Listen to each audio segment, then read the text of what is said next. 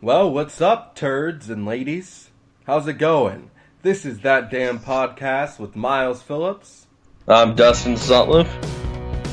And you're listening to the best damn podcast on the planet. Don't when you hype it like that. Recently decided by scientists all around the country. Neil deGrasse Tyson himself said that Damn Podcast is his favorite podcast to listen to. Anything we have to say about science is 100% correct.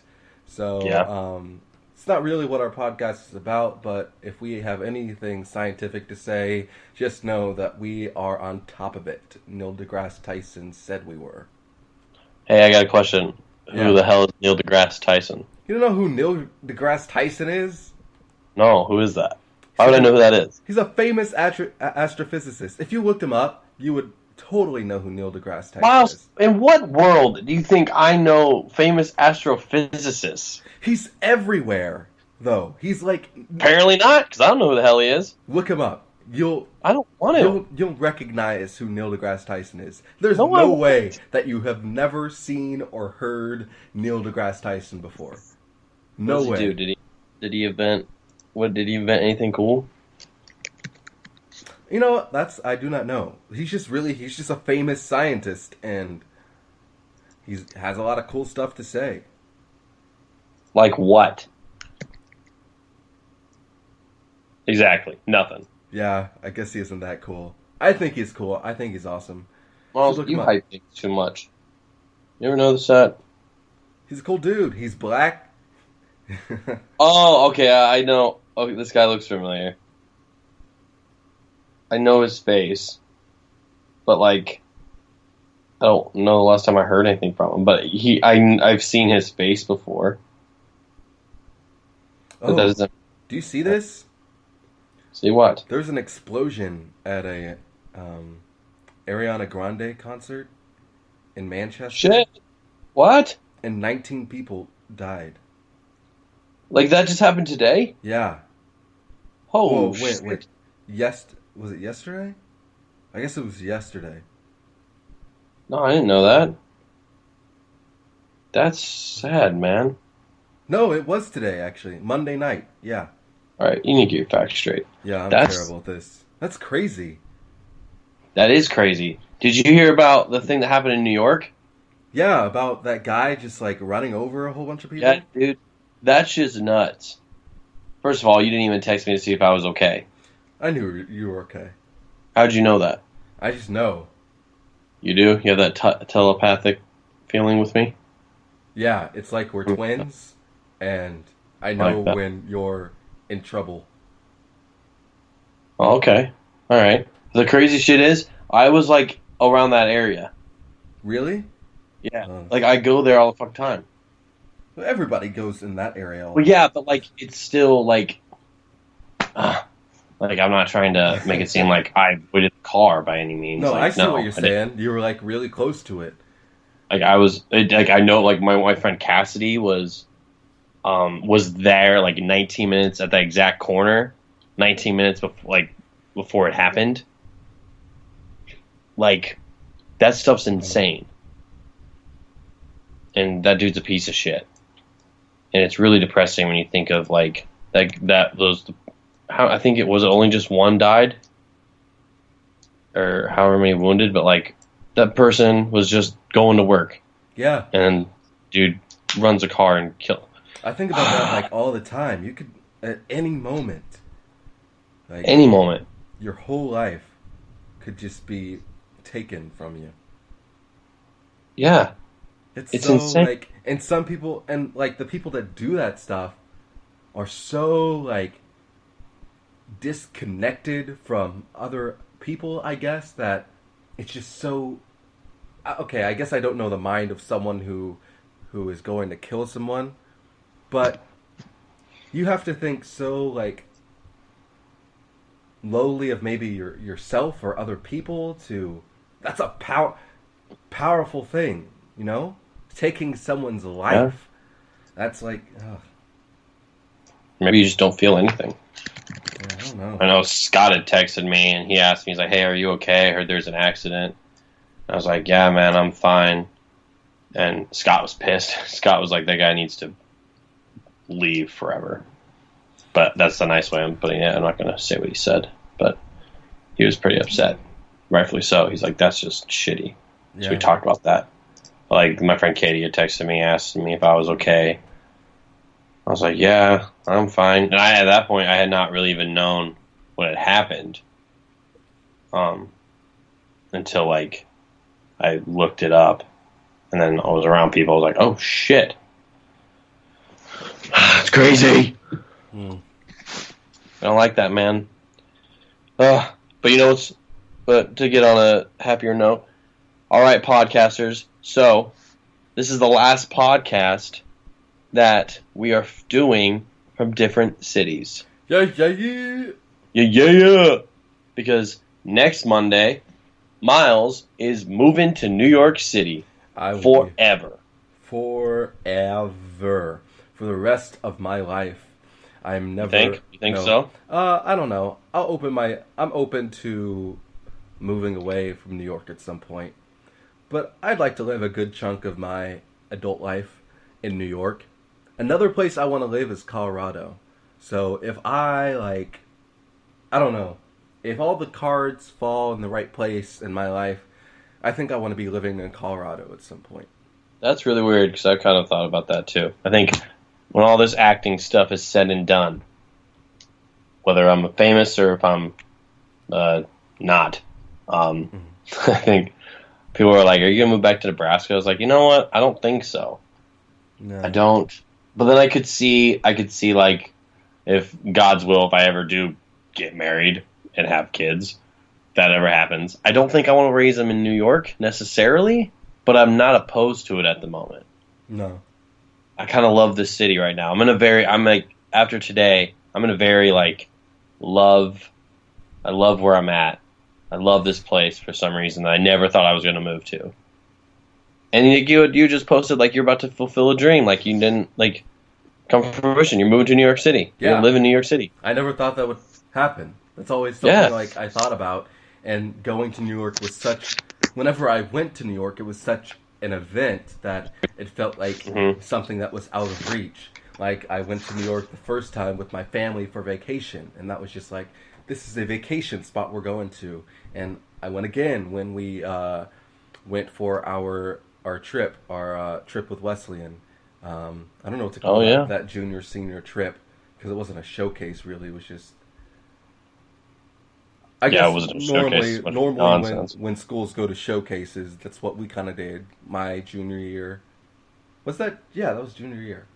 It was your junior year, my senior year. Yeah. And so we went to New York, and I love that. But that was also such an event that you're looking forward to and you saved up for, and you just went for that event, and then it was over. So all of my experiences with New York have ended, and I never, after we left New York that second time when we went for our trip, I was so, I wouldn't say depressed. I'll be careful about using the word depressed, because people are, depressed about real, I don't know. I won't talk about the issue. I'm not going to talk about depression, but I felt so. I get what you're saying, man. I was so down about just I loved that city, and now I'm coming back to Nebraska, and I was just teased with what why. I was teased with what life could be, and I come back to Nebraska, and I go back to school, and I go back to classes, and I'm I just want to be in New York right now, and then I felt that way ever since, and it just feels like I'm finally just gonna be able to call New York the place I'm living. I've always wanted to change my my living status on Facebook to New York City, and I can do that now. On Monday I can do that. On Monday you can change it. See, I had my experience was different. So that trip was the first time I'd ever been to New York. First time I'd ever been on a plane. And then I was so overwhelmed by it. I was scared. I was I'm not fucking moving here. This place is crazy. I just I gave a guy $30 for like a shit ton of Laffy Taffy or whatever the hell that was. This guy was all mad at me because I didn't. What I tried, he was like, first I thought the Laffy Taffy was free. He offered me the Laffy Taffy, thought it was free, and then he was like, "Come on, man, you got any bucks?" And I gave him like $3. Like, man, are you fucking kidding me? So then I didn't know what to do in that situation, so I gave him more money. And I was like, I spent $30 on Laffy Taffy. This is dumb. This just doesn't make any sense. Like I was a little freaked out, but I remember Greg had been like, dude, you can't base your experience on New York just in Times Square. Like now, I'm like, Times Square is cool. Like obviously it's a fucking wreck sometimes, but this place is just now, it's felt more like home. Like it feels way more like home than Chicago did, which is so weird because I never thought I would move here. I'd always thought, I was like, oh, I'm never going to New York. Like I never thought I'd move here until possibly the second time I visited. And I was like, maybe this is a possibility. And then people were like, hey, you need to get to New York. I think you could do well. And a lot of people were like, I don't think you're going to do shit when you get to New York City. And I was scared as shit. But now I'm here. Yeah. And now I love it. And you're doing shit. I'm trying to do shit. I closed that show yesterday. Pow! Shout out to the cast of Match to Do About Nothing with the Fools Kings project. Real quick. I don't think any of them listen to my podcast, but that's fine. But yeah, dude, so you're gonna move to your dream city. Yeah. Your best friend, which is me. And I have a show like right away. Hey. That's like, yeah, that's badass, dude. It's exciting. I think that helps. I think starting with the ground running, like hitting the ground running like that helps a lot. Because then you're not just sitting around. I mean, like, I had that first show a week and a half in, and I think that really helped me start meeting new people, which is really important. Yeah. Here, but you do have to, like, when you live here, it's totally different than visiting. Like, you start to realize that, okay, New York's hard. Like, things are way more expensive. You got to be a lot more careful. Yeah.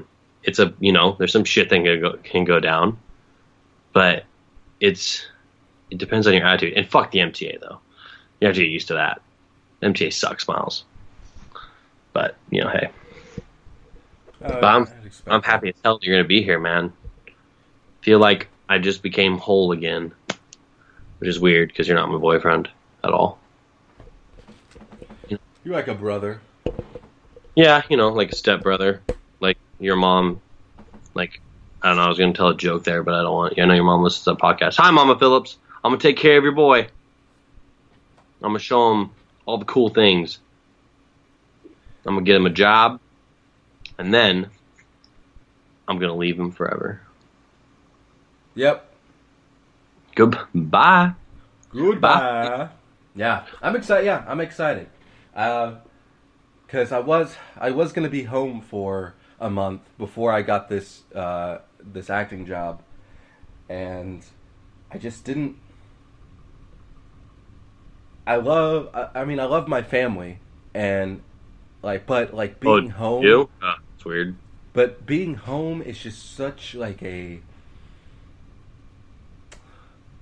Being home for like long periods of time, it's most of the time kind of a drag, because there's nothing there to motivate me. And I feel like moving to New York will motivate me to do the things I want to do. But when I was home, it was just so like, all right, wake up, go to this job I hate, go back home, go to Netflix, go to sleep, wake up. Go to Netflix. Do like the next thing the next day. And some days that was just so like depressing because I didn't want to, because I knew I wouldn't be home for long. And so what's the point of like making connections and making friends there, and then that just turns into like commitments there that you've made and you've fostered, and to just leave that is kind of, I don't know. Yeah. It's just, I'd be in New York, and the cards just kind of like fell into place. It just like everything just happened like it was meant to happen. Like I got this job, and then my parents were trying to switch my flight, and it just worked out to where it happened really easily. And that means it's a sign, man. The universe is telling you where you need to be. Yeah. You're gonna have a good time here. It's gonna be fun. Memorial Day, you get in on Memorial Day. I'm gonna meet you at the airport. Give you a big old hug. I think so. Might as well if I can get the day off. I mean, actually, I don't think I work on Mondays anyway. Man, my schedule's so open. I do whatever I want. I do what I want, man. Walk around. I saw a job posting on Playbill.com the other day about this daycare, and that's why I asked you, like, what? I do not work at a daycare. Well, it's sort of like that. No, it's not. It's sort of like that. No, it isn't at all. Do you know? You what? Okay, no. It's during the day. It's during the day. Okay, that's Do you not. take care of children? Yes, very young children. All right, it's a daycare. Different things. It is New York Kids Club Preschool. Don't you shit on what I do. Preschool and daycare are pretty much the same thing. No, it's not. I teach tennis classes. I do all sorts of things. You teach tennis classes? You're teaching tennis classes to... No, I teach them to up to 3-year-olds to 5-year-olds. It's fucking great. Okay. Daycare. Where it's not daycare. Where you play do you know how to play tennis? I've never played tennis in my life. Okay. It's daycare. Hey now. It's great. I'm not knocking it. Better not be knocking it. They pay me a shit ton of money to do what I do. I would... Never mind. The way I was going to say that would make it seem wrong. I would love to get paid lots of money to hang out with kids. But that sounds weird, doesn't it? Doesn't sound weird when you say that. I sometimes mess around with that, but like they do the funniest shit, man. They're so entertaining. I did this one event for my her name's Lily, and she's like she's amazing. She's my little girl. I love her so much. And her family and I are really cool. So Kate, she's just like, Dustin, I want her party to be really cool, but I just want to get drunk, and I want you to take care of my kids. I was like, all right, that's fine. So she just gets really plastered. And at some point, she's holding her baby Luke, and she just gives me the baby. She's like, just go hang with Mr. D. And she's like in love with me. She sent me a message on Facebook. She's great. They're nice people, man. I got this compliment from one of the fathers. Came up to me, he's like, dude, you got some sort of gift, man. I was like, what are you talking about? He's like, my little daughter has a problem with like males. Like, she doesn't know them. Like, she won't talk. She'll cry. But like, she came to you and you got some sort of energy, and she was just having a ball. I was like, aw, thanks. That's nice of you. And then I realized how cool I am. Well, it was great. Anyway. Okay. Yeah. What are you trying to do when you move here, man? Well, okay, I was looking for jobs. This is the story I wanted to tell about this job that I saw on Playbill that was posted, which was basically illegal. What? I probably can't find it again because it's probably gone by now. But it was a job posted about like this daycare thing, and I guess they didn't have the right ratio of students to teachers or kids to adults. And so they just wanted to meet their ratio requirements. So what they did was they posted on Playbill about this job opportunity, and it said anybody can like apply. You don't have to do anything. Literally all you do is sit at a table and do nothing, just so they can fit their ratio. It said that? It said sit at a table and do nothing? Yes. They said, like, you sit at a table and do nothing. You can you can use our Wi-Fi and you just sit there for hours. You sit there and use our Wi-Fi. That'd get me to apply for the job. I'm like, all right, fine. That's cool. And then they were basically paying you cash to do this. They weren't going through any, like, they wanted to stay under the radar with this. So it was kind of like, it was a little sketchy. But they posted it on Playbill? Yeah. Oh, okay. Guess they realized, like, there's probably a bunch of desperate actors who need some extra cash or need some money. So there's always desperate actors in this city, man. It's all the city has. Bunch of desperate actors looking for change. Hey, look at me. I had Don't make weird sounds. I had an audition yesterday, and no, I didn't audition today. But I had an audition yesterday for this thing called FPTAs, FPTAs, down here in Florida, and it's like it's like UPTAs, but just for Florida. It's just like auditions for all the theaters, all the work theaters down here in Florida. All right, I feel you. And so I did my audition yesterday, which went pretty well. I got a lot of callbacks from different theaters. Aren't you freaking cool? But it's really nerve-wracking. Auditioning is so nerve-wracking to me. Because I guess I haven't been auditioning for a while. Like the last time, I auditioned sometime in March, but that was the first time since I auditioned for the job I have now that I auditioned for anything. And that job, I auditioned for that right out of college. So I guess thinking back on it, I've been out of school for a while, but I don't have a ton of audition experience. And so it was just like getting back on that horse and auditioning was just so like a little nerve-wracking because I never get nervous for auditions until I actually get into the room. And then all of a sudden the nerves just hit me. And then I get up there, and then I saw that there was like just a lot of people in this room, and I was like, "Oh crap, who do I look at?" And then I was like, okay, "Hi, my name is Myles. I'm number 40." And then I did my stuff, and I was like, "You had to say you're number 40?" Yeah, it's kind of weird. Yeah, they went by your number, and then like I went over. It was supposed to be 2 minutes. I went over 2 minutes, and then one of the guys. I had all the interns worked the event too, auditions too. So I had a friend who was working, being a timer in the audition room, and he said time, and I looked over and I was like, "Oh crap! I didn't even realize he was there, and I even realized I went over time." And so that just like threw me off guard. And I looked at him, and I knew one of the guys, one of the artistic directors from one of the theaters was in the audition room. And he talked to me afterwards, and he's like, "You gave your friend like an angry look when he called time." And I was like, "I didn't even notice that. I didn't even know he was there, and I didn't even notice like I was being timed." So that just like threw me off, and I was like, "What is happening?" And because a voice just came out of nowhere, and so that was like, oh, that was tough. And so I guess everybody thinks I'm just like a douchebag who. Everyone thinks I'm a douchebag now.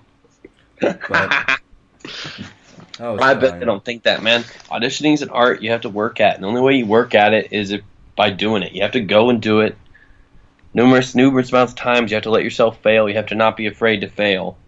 That's a big part of it. Now, I'm not saying I'm the best auditioner by any means. I will say now I feel pretty comfortable in whatever situation I can go into. And I could, read the room. Like, I've had an audition, like, a while back. I think it was right before I got offered this role for Much Ado. But it was another audition right after that. And I totally bombed it. Or, I didn't bomb it personally. They just could feel like they either didn't like me or I wasn't giving them what they had wanted. They also asked me to do a monologue in, like, 30 seconds, which I thought was really dumb. But I was like, I can't accomplish shit in 30 seconds because I'm not that good of an actor. But you just have to do it nonstop. And with the looking thing, you should always look above unless you're going to ask the director. Yeah, I know that. I was meaning like when I walked into the room to do my slate, I just didn't. Oh, okay. Oh, look at them in the face, make smile, put your charm up to 10. I talked to the director and producer of the company last night at our cast party. We were kind of talking, and the director gave me a nice little compliment about, like, the reason you get cast, Dustin, like, that audition you did, like, you just try stuff, and you're not afraid to. And, like, the producer, you make choices that are really, like, it's hard to get an actor to do that sometimes. You always have to try to drive an actor in. So, like, a director doesn't get as much of a chance to be, like, tone an actor down, because, like, you're always trying stuff no matter what it is. I'm like, oh, thanks. So you just do it. Like, don't be afraid to do things. Like, that means, like, be in context. Like, don't fucking grab a chair and throw it at the director's head because you felt like, yeah, this will be funny. That's a little much. But I don't know, man. Get comfortable by doing it. Do it all the time. I don't necessarily get nervous anymore. Singing wise, I'll get nervous still sometimes, but I don't it's not that I don't care. I just like, this is my moment. So why am I going to get nervous about what these people think of me? They're going to like me or they don't. If they don't like me, fine, whatever. That's the way to do it, though. Like, yeah, you should go in. I remember I don't know who said this at Wesleyan, but I guess it was during some kind of workshop, and someone said just like, maybe it was Holly Howard. She said like, interesting question. Go in with like the mentality that you have a job lined up already, and you're just here. You know, don't go in like cocky like that, but go in like you're not desperate. You know, because that makes it easier. Yeah, you should never. It makes it easier on you. If you just go in like, okay, I have a job already. I'm gonna come in and I'm gonna do some art for these people. Yeah, that's right. I would agree with that.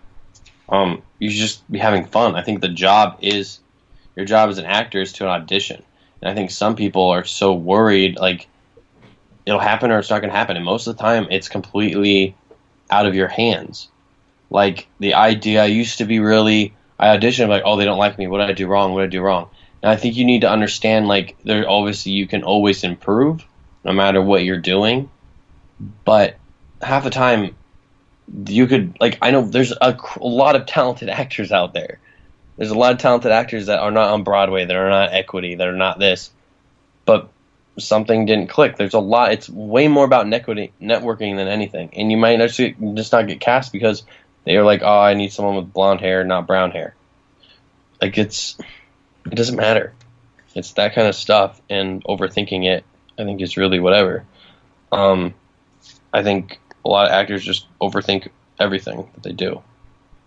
And to my detriment and to my skill set, I don't think all that much most of the time. So I just kind of do whatever comes to my head, and it's either good or it's not. I think too much. I do, and I've learned more not to. I've been working on that a lot in life and with acting. I'll sometimes overthink things, but like, so I'm in the middle of the show, and I did something with Shakespeare, and you should never do, but I was trying something completely different yesterday or the other day with one of these speeches, and one of the speeches is like Don Pedro's trying to calm the tension between Benedict and Claudio. So he's just going on this rant that he's just thinking of anything he can say to try to calm Benedict down or make it laugh so that they don't fight in this instance. But I got so into what I was doing, I totally blanked on the next, like, I mixed up some of the word things, but I just did something, and I got the biggest laugh I've ever gotten with it. And I said, I was like, there's double tongue. There's two tongues. And I lost where I was, but I went right back to that point. And Claudio he told me after, he's like, dude, I about lost my shit. But because I was just doing shit. You just do it when you're that comfortable. And when you think about things too much, that's the negative when you're acting. That's what hurts your acting. You can't not be thinking about the lines. You can't be thinking about whatever. You have to think about, you're only in that moment, and whatever happens, you react to it. Because acting is reacting from what other people give you. I don't even think I made sense with most of what I was just saying. I just jumped from like point A to point F. But that's me. That made sense. No, thanks, Myles. Hey. Made a lot of sense. I got it. I got to get back to that more on that audition grind too, man. We're going to go audition together. It's going to be awesome. I need to learn how to dance. I can't dance, man. We had a dance call. Oh, I can't dance for shit. And I was just flailing around. Oh, God. I get so embarrassed in dance calls because I'm like, look, people, I can't dance. And that's a thing. I mean, I'm right there with you. I can't dance for shit. And I need to be able to dance because, I'm doing musical theater, right? Yeah. One time, Alan Bennett said I was dance challenged. Oh, he probably said that to me too. So, and I took that to heart because what is that noise? Nothing. What are you talking about? You got a goddamn ghost in there, man. I think I just heard a cat. Dude, it's the devil. Put it in a cage and put it on fire. Now, I'm sorry, I just don't like cats. Okay, anyway. Yeah, he said I was dance challenged. And I took that because I'm very dance challenged. Because I can't, it takes me a while to pick things up. Like, you really have to, like, work with me. And nobody has time for that. And I need to find, nobody got time for shit. I need to find, like, I need to find a dance teacher who can, like, really work with me. Because this dance does not click for me at all. And I need to know how to be able to just, like, pick things up. Because I see people in, like, auditions and I'm just like, I can't. Guys, I'm sorry. Guys. Just let me stand and sing somewhere. I'll walk around. I'll move my hips a little bit. But I can't, yeah. I feel you, dude. That's one of the things I have obviously an issue with that. I remember Alan said one time, it was like during South Pacific when he was telling me to dance, and I went up to him and was like, I'm going to be real honest with you. I can't dance for shit. And he just said, oh, honey, mom will make you look good. It's like, all right. Okay, man. Thanks, because I promise you, I ain't going to make it look good. But that's a scary thing about New York acting-wise. I know I'm not dance. I can't. You put me in a dance call with people, I am not going to be seen that way. My skill set is a different type of skill set that I have to focus on.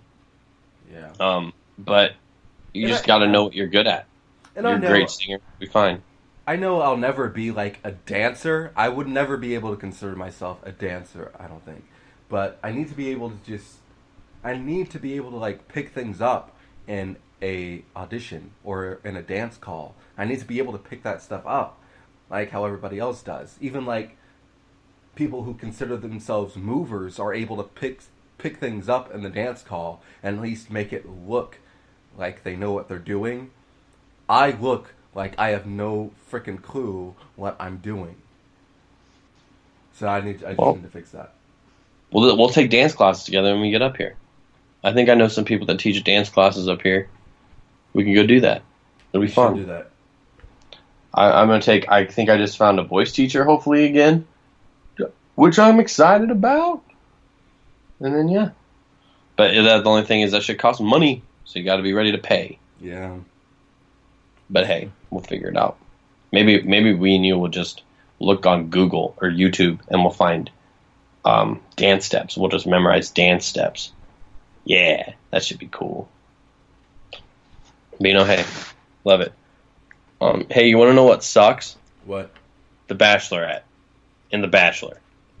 So, that show is the most idiotic show I have ever seen, and I do not understand why people watch it at all. Why do you hate it? I do not. Because it's dumb. Because it's some rich dude comes out and says, I'm looking for love, and then there's 20 girls that don't know who he is. Now, okay, if anyone that listens or watches, I just was texting my friend Katie about it because she's watching it tonight or some shit. I was like, that's sad that you watch that show. And whatever. So if I mess up facts about it, I don't know. But the thing I'm getting, so they pick who they love or whatever, and they are with these people for however long, and then he eliminates people one by one. So, and then there's a final episode, there's a final 2 or 3, and then he gives whoever the rose, and then they say, oh, I love you, and then they break up 2 months later. It's a pointless show. In what world has any of that worked? I don't get it. But people eat it up, man. People love. It's just so fake. And I understand entertainment is whatever. I was a huge professional wrestling fan. But still, it's I need someone to tell me why they like it so much. I need to hear why someone wants to sit and, they didn't give the rose to Jimmy. Jimmy's a dick. Well, Jimmy's just lying anyway, or just Well, I like senior year. We would all watch in the Panda Pit. We would all watch Dating Naked, and it was just a show where people. I remember you showed me that. That was a fun show. Get together and date each other, but naked on some island, and so I thought that was really entertaining. So it's kind of similar to that. There's some like entertainment factor to like watching people make out and and watching people like date each other, because that's something we all go through, and it's kind of like a relatable experience, and you're watching other people go through that, and you're not really having to go through that awkwardness. And especially with Dating Naked, it was especially awkward and vulnerable because they were naked, and so that's just another level to it. So I think there's some sort of like personal connection people have with it, of like watching people fall in love and watching people like they're not really falling in love though. Yeah, I know, but no one actually believes. You're watching him sleep with like 5 other women, and then you're like, no, I still love him while he's hooking up with someone else that I don't get it. But we like to judge, and we like to be there and say like, oh no, this guy should not be with her. He should be with this girl. Oh, I don't like this girl. He should be with that girl, or vice versa with like the bachelorette. I think we're shitty human beings. We are. We are. That's terrible. So weird. I just don't. How can you be on a? I just don't get it. I don't even know what to say about it. I just don't understand it. My brain does not comprehend that. My name's Jim, and I haven't been able to find love in the real world. Well, how about this? If all these girls think you're a hot, good-looking dude, and they all want to date you for the first place, I'm pretty sure you've done just fine in the real world. Like, these girls are pretty hot. So, I bet he goes to a bar and he could find some girl, but he's going to find love when they bring 20 random girls into some house? Well, he's probably making some money. Tell me you wouldn't do that. Tell me you wouldn't, if someone was paying you to go on this show. Myles, I'll do anything if someone pays me a shit ton of money. I can hate the entire thing, I'll still do it. But then I post on Twitter, like, why the fuck are any of you watching this shit? But if you're going to pay me a lot of money to do it, then I'll be like, alright, fine. They were going to pay me, they wanted me to do this dating app and use my face as one of the, like, I was up for the running for being like, use my face for a whole year so they could use it on this dating app. And they're going to pay me for it. And it was going to be a good amount of money. So I was like, I'll just do this. That'll be funny. So you could have just seen my face on it was a fitness dating app or some shit. It was so dumb. It was like based on like where you're working out at and shit. But I don't know. I'll do whatever for a lot of money, man. I don't give a fuck. People probably feel the same way about wrestling. Like, why are these dumb. Wrestling's shit. Why are these grown men acting like they're like fighting each other? Why are these grown men putting their bodies through torment just for the entertainment of these hoodlums? Hoodlums? Oh, they're all hoodlums? They're all hoodlums at once. That's fine. I mean, I guess that makes sense, but I still think The Bachelorette is way worse. But whatever. Actually, I want to sit. Maybe I'll start watching this season. You know what? Maybe that'll be my thing. I'm going to start watching it. This whatever season that just came on. And I'm just going to just be judging it and watch it the whole time and see if I either fall in love with it or if I just hate it even more. You'll probably that sounds like a good idea to me. You'll probably like it a lot. Oh, you think so? Yeah, I bet. Maybe. I do like One Tree Hill. Yeah, I'm a weird dude. But, hey, whatever. Do we want to tell people why the hell we haven't had a podcast in 2 weeks? Well, okay. The first time, I didn't have a voice 1 week. And so we were just like, let's not. And then the second week, what happened the second week? The second week, we did it. Oh, yeah. And then we did it, and then It was a little lackluster. We were gonna send it out, and then you texted me the next day, and you were just like, "Guess what?" I had no idea. I was like, "What?" We didn't record your end of the podcast, so it was just you talking the whole time. Yeah. Which I now in retrospect kind of wish would have sent that out. It would have been kind of funny. Yeah, I was thinking. I thought about you sending it out. Like, maybe I should just send that out. And that would have made me laugh. I would have enjoyed that. But my family was like taking a trip to Colorado, and they're like, "So is your podcast out this week so we can listen to it on our way?" And I was like, "Dumbass Myles didn't record my end, so no, it's not." No, but it's out this week.